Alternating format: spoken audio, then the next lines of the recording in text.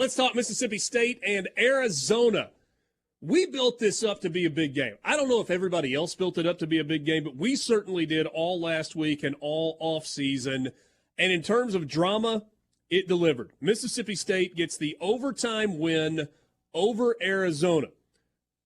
That's the good, and I think we need to focus on the good, but I do think there are questions that we've got to ask about the game and the way it unfolded and some of the decisions that were made, some of the things that Zach Arnett has since said about some of the play calling and the decisions that he made. Pretty good atmosphere. I watched the entire game on my iPad at the hotel in Syracuse on Saturday night.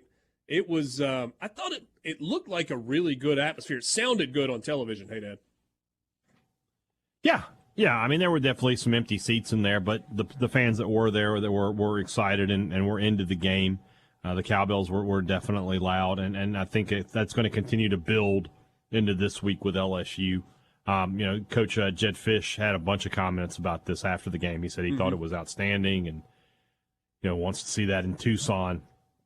And I thought there was an interesting tweet from one of the Arizona beat writers who was just amazed that the majority of fans who came to this game don't live in Starkville. And I was like, yeah, this is a small town. This is a town where the stadium is 3 times bigger than the population of the town. So, but yeah, the game in and of itself, if you want to take positives away, 5 turnovers forced by the MSU defense, 2 picks for Jet Johnson. He was the SEC Defensive Player of the Week. Another 100-yard game for Woody Marks, who really, through 2 games has been a real workhorse for Mississippi State. And then at the end of the game, in overtime, when you have to have a play, they got one offensively, and then defensively, looked like they had maybe given it away a little bit there on the last play of the game. I was not expecting to get a walk-off review call for Mississippi State. I thought for sure, I was like, there's no way they'll end the game like this. But they did, and State got the win, and they moved to 2-0, and then they move into SEC play. And it was the right call, by the way, on review. It was the right call. It was. They got it correct. Jayden DeLaura was literally, 3-4 inches short. To me, the craziest thing about that play was he was pressured. He rolls out of the pocket after backpedaling. Hey, Dad, I think when he started his sprint for the first down line, he was on the negative side of the 50-yard line. If he wasn't, he was really, really close to it. I think really close to being like 20 yards behind the line of scrimmage, before he starts going forward. And then nearly got there. Wasn't it 4th and 15? It was 4th and 10. I was thinking there was so it was 4th and 10 from the 25. Mm-hmm. If he had retreated 20 yards, that'd be from the 45. He had a long way to go to try and get to the 15-yard line. And he was just inches. He got close. Yeah, I mean, if he, I don't know how tall he is. If he's 6'3", if he had been 6'5", he might have made it.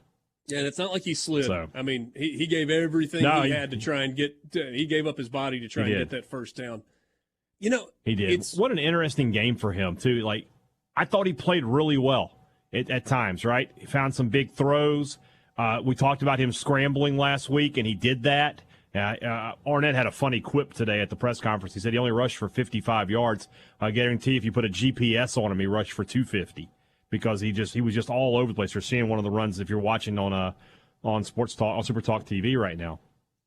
But he also threw 4 interceptions, bad interceptions. I mean, like 2 of those were really, really bad throws right to the defender.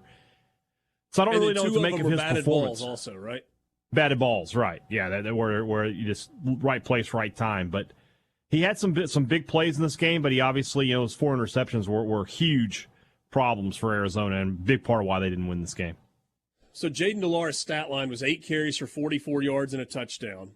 There's only 2 yards lost in terms of sacks. So he was sacked 1 time in the game. Mississippi State just could not get to him and get him down. Although. Mm-hmm. They kept him under pressure. He was 32 of 46 for 342 yards, longest being 55 yards. That was the pass right before halftime that set them up. Right. I mean, look, who was it that called him a Farvian-like gunslinger? Was Was that Jason Shear last week with us? It may have been. I think so. And what an apt description, but it's not. It's in the way that he plays, not just in the way that he throws. There's 13 seconds left in the half. They're supposed to be kneeling. The offensive line thinks they're kneeling. They just had the big completion after on the previous play having a big completion overturned by review. Mm-hmm. And he goes up and takes the snap like he's supposed to be taking a knee and decides to quarterback sneak it when nobody knows he's doing that. And it turns into like the world's largest rugby scrum. Mm-hmm. And he ends up getting dragged into the end zone at the very end with 2 seconds. I don't know that they had time for another snap. I don't think they had no timeouts left. They wouldn't have gotten another snap off. And he loses that football, but they called it that he had crossed the goal line before he lost the football. Yeah. So crazy game for him. I thought there was only one time, if you're watching on SuperTalk TV, you see that play one more time where he gets the quarterback stand. And that was a huge score because it made it a one-score game after Mississippi State if they don't score dominated the first half. If they don't score there, I don't know how that second half really goes. I mean, especially since, as you just mentioned, State should be up at this point, 24 points probably. You know, they don't go for the field goal on the first drive and they fumble. And talk about a worst case scenario. Not only do you fumble, you don't even pin them deep because you fumble into the end zone and they get a touchback.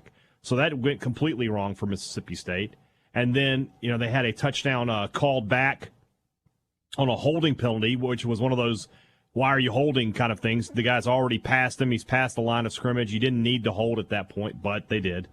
And they miss a field goal. It should be 24-0. And instead, it's 14-0, but you still feel like you have some momentum, and then those two plays happen, and it swings over to Arizona. Are you familiar with the term, it's not a basic, it's a basic term, market correction? Usually financial. You'll hear, if you're watching CNBC, you'll hear financial analysts talk about, okay, we're due for a market correction, right? We're in a bull market, and things need to come back to the norm. Or we're in a bear market, and things are going to trend forward back to the norm, with a rally in the stock market. What Mississippi State has done, though, is a market reversal. It's not a market correction. A market correction would have been they go from throwing the ball 60 times a game to its 30, 35 pass attempts, 35 to 40 run attempts, whatever. Mississippi State threw the ball 17 times on Saturday night. Yeah. That's not the correct number. That is not the correct number. There were quarters last year where Mississippi State threw it more than 17 times. And I don't have, people are mad that they only threw it 17 times. I don't have an issue with the ratio of run to pass if you are dominating the game on the ground, right? If you're just getting 8-9 yards a pop, if you're just reeling off chunk plays on that, you run the ball till they stop it. That's fine. But when you're not dominating that side of the ball and you refuse to mix it up, that's a problem.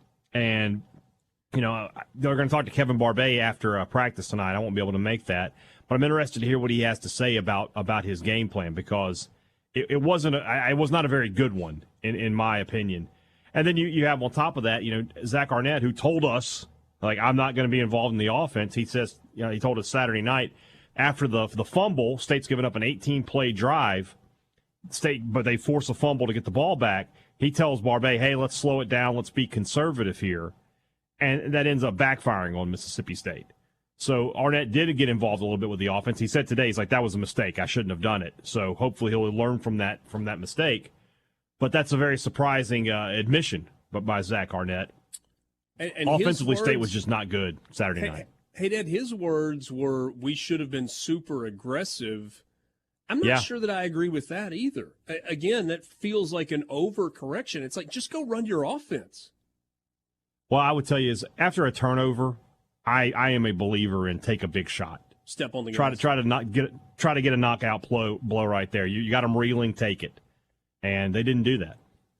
Numbers to back up what you were saying just a second ago. On the ground, Mississippi State averaged 3.7 yards per carry. Meanwhile, and this is crazy compared to where it's been the last few years, Will Rogers averaged 12.5 yards per completion, and he averaged 9.5 yards per attempt. Those numbers were down in the 5 to 7 range a year ago. Different type pass. Let's go back to the Mississippi State-Arizona game. Sure. If you weren't with us at the beginning of the show, we'll go back through some of that and some of the Ole Miss-Arizona game as well. So, what did we learn about Mississippi State on Saturday night? That we can apply. The massive overreaction? If you believe it. I don't. So, okay. Well, what's your massive overreaction? It's pretty obvious this Kevin Barbay doesn't know what he's doing. Okay. Need to go back to the air raid right now. Yeah, we got a text about that earlier. It said I missed the air raid, and you have to kind of dance around this. They were not good offensively last year. That was not a good offensive football team. You don't have to dance around it. They were an average to below average offensive football team last year. And Rodgers no getting around it. especially struggled at the end of the season. And they regressed a great bit from year 2 to year 3. Rodgers threw for 4,700 yards as a sophomore. He threw for 3,700 yards last year. So I watched on Saturday night in New Orleans.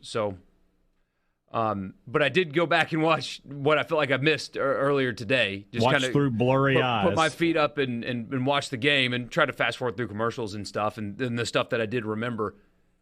Is it fair to criticize the lack of attempts at explosion?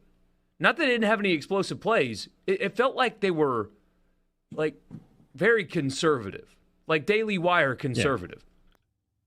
Yeah, no, there's no question about that. That they were